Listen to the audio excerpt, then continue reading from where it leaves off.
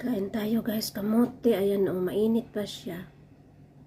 Pag hilaw siya, ganyan siya o. Hilaw. Tapos ito yung bagong luto. Ayan o, nag-usok-usok pa siya guys. Almusal for today. Holy Week. Monday. Holy Monday. Ayan o, still very hot. After cooking, become dark lavender. This one not cook. We can eat even raw, but I prefer to eat this one. Thank you for watching. Love, love, love. Have a blessed Monday, everyone. Let's eat breakfast. Babu.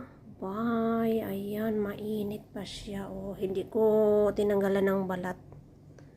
Hinugasan ko lang ng bonggang-bongga. Kakainin ko yung balat.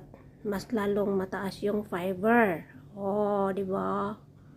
Oh, yun. Almusal na tayo, mga my guys.